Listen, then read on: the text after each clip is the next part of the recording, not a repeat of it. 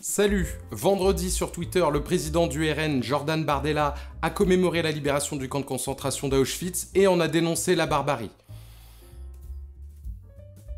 J'avoue, parfois il y a des vidéos qui s'écrivent toutes seules. Terry Trash. Il y a 78 ans, les Alliés libéraient le camp de concentration d'Auschwitz et mettaient au jour une barbarie indicible. Non mais oh!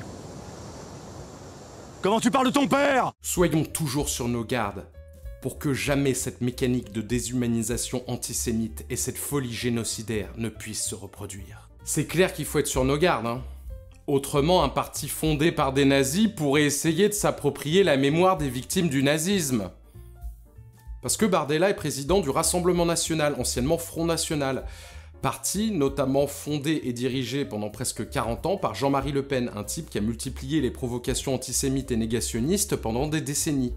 Condamné par la justice en 1969 pour apologie de crimes de guerre pour des propos sur Adolf Hitler et le parti nazi, condamné plusieurs fois pour des propos sur les chambres à gaz, condamné en 2012 pour contestation de crimes contre l'humanité pour des propos sur l'occupation allemande.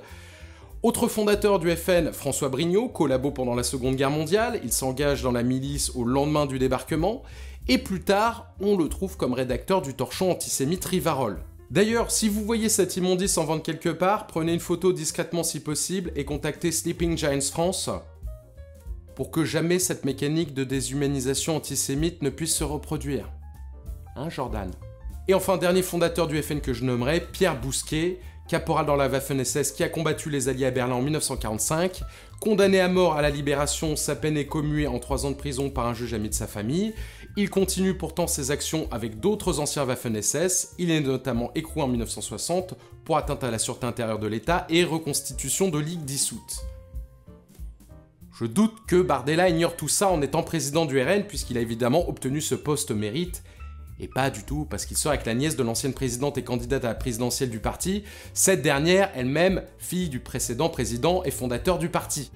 Autre précision, Auschwitz a été libéré par l'armée rouge, mais on va dire que Jordan n'était pas au courant et qu'il n'a pas volontairement utilisé le terme les Alliés pour dissimuler cette précision.